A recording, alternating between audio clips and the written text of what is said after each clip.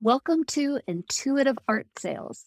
This is the show where I, Jessica Craddock, am going to teach you how to source your art marketing from within.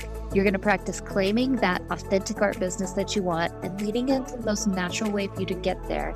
You're going to learn to get connected to your intuition, your confidence, and your community so that you can sell your art consistently while holding strong boundaries on your work-life balance. Welcome back to Intuitive Art Sales, mini episode style. Soon we will be getting back to full episodes. Season 2 is coming up quickly, and I'm going to do a little plug right at the very beginning here and say, if you are interested in being a guest, I would love to see you apply. I will be taking 12 people to coach through where they are now to where they want to be and what is the biggest thing that they can work on in the middle to get there.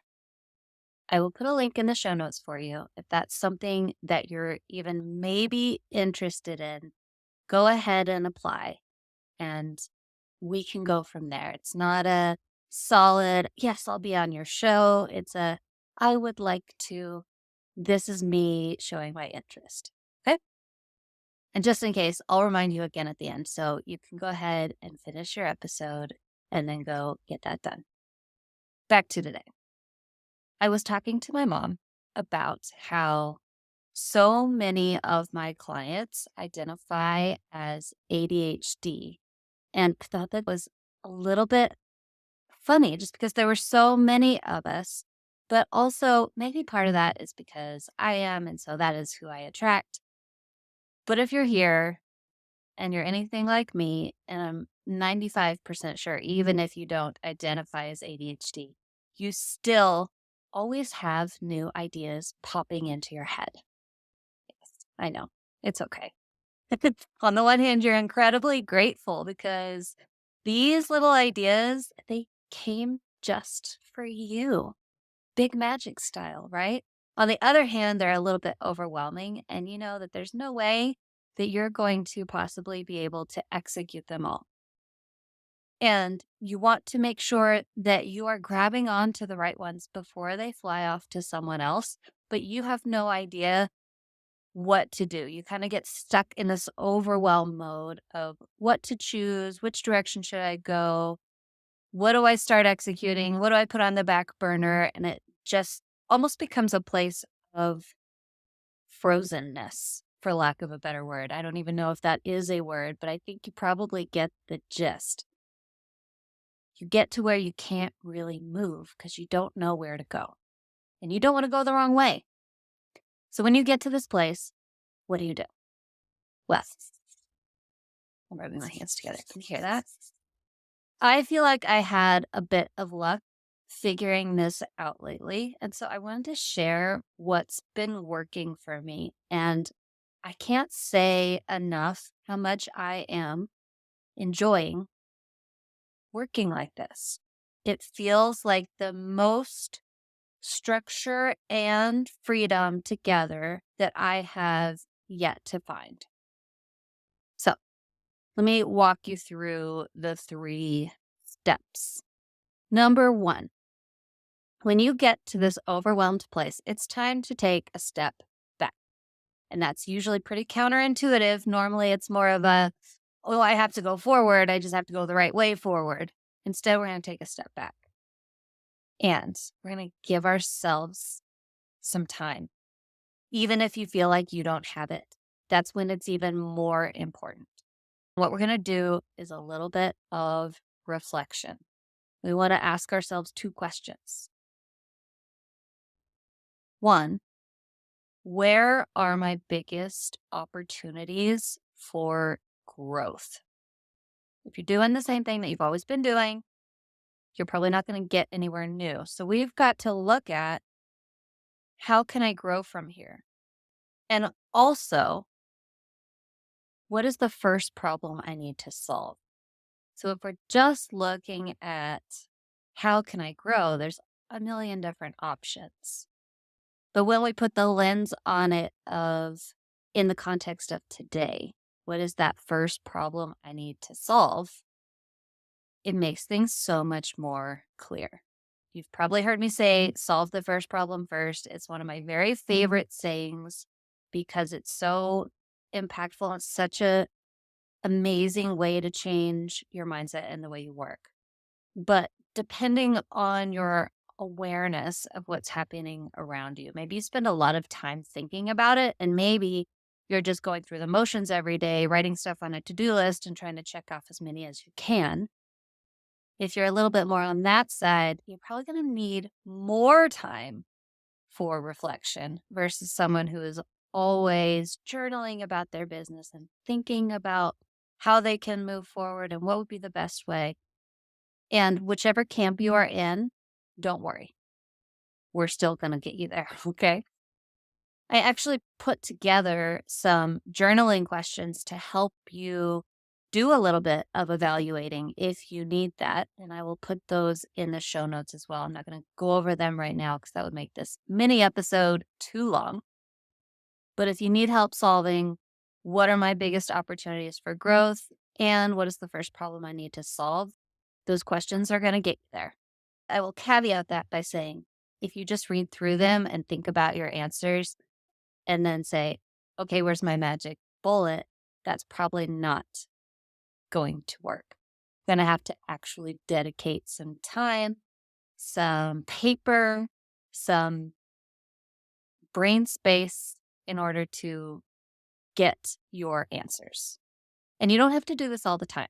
This might be a monthly or a quarterly activity for you, or just when you're starting to feel that severe overwhelm of ideas and I don't know where to go.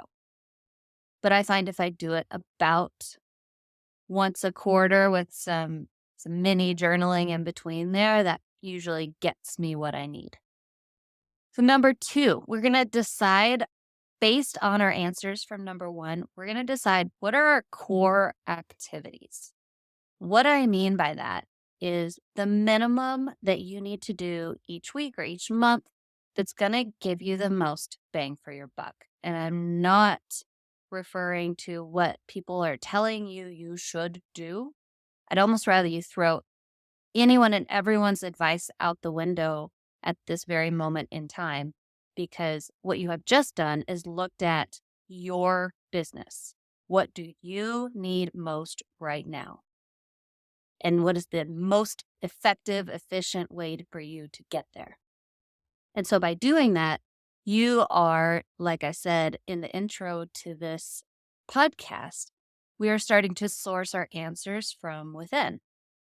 So for myself, I chose 4 core activities that I want to execute every month, with everything else that I might decide I should be doing being optional. So if I start telling myself, oh, I need to do 3 reels a week and oh, I need to do this and that, I'm going to go back to my core activities and say, no, I don't have to do that. If it comes to me, if I feel inspired to do it, if I've got the time and the space, great. But what I'm trying to do here is give myself the very minimum amount of work I can do that's going to propel me forward so that in step 3, we have a little bit of spaciousness for projects. So we'll get to that in a second. But my 4 core activities that I chose are number 1, in my content, I'm going to do 4 podcasts, which are also going to translate into newsletters. So essentially, I'm creating 4 pieces of content every month. And the reason why I feel that I can get away with that is because those 2 places are where I get the most return regarding the content that I put out. So I have not given myself any guidelines for social media. That's more of if I feel like it. So that equals about 12 hours a month for me to be able to put out those 4 pieces of content. Number 2, and this was my biggest opportunity. Well, this is my biggest new opportunity for growth. I'll put it that way. But volunteering to help other artist groups. This is not something totally new for me, but it's not something I've ever really put a ton of focus on. So this is how I'm going to get in front of new people. Notice I didn't say SEO, which actually works pretty well for me, or Pinterest also works pretty well for me. But those are things I'm good at. They're not my zone of genius. They're not bringing in people who really want to learn from me. They're more like people who are curious. So where am I having the most opportunity is with people who get to experience being around me and then decide to step in and say, yes, I want more. So this looks like a couple of different things. I'm going to be writing newsletters for other people's lists who have artists in their audience. I'm going to be teaching free classes to groups of artists and offering myself up for guest podcasting. So, in all of these, I am volunteering myself for these positions. I'm not just going to sit around and wait for them. And P.S., if you want me to do any of those things for your podcast, newsletter, or group, please let me know. Links in the notes again. Number 3, I'm going to be doing 3 daily money now actions. And this is a curriculum that I am also teaching to all of my artist clients about when they need to bring in money now, what are the actions that they need to take? And one way that you can use that curriculum is by helping you get into a state of sales flow so that you're not experiencing as many ups and downs in your income. So if you don't want to be doing launches all the time or figuring out how to do promos or collaborations or all of these different things, you can still be making sales on a more steady pace. So this equals about 15 to 30 minutes a day. And then number 4, client calls. So for you, this would be equivalent to art making, right? And this is about 24 hours a month for me. But number 3 is give yourself spaciousness for extra projects and inspired ideas and use those core activities as your lens. So what that looks like for me, I work about 25-hour weeks, which when I add all of those core activities up, that's about 70 hours. So if there are 100 working hours in a month, that gives me about 30 hours left over for projects within that month. And that's a pretty good chunk of space. That's where I get to play and flow. And I still know that everything that I need to be doing is taken care of. The other benefit of working this way is that you can already see where your best time investments are happening inside of those core activities. So you can decide which of your inspired ideas are going to support those activities.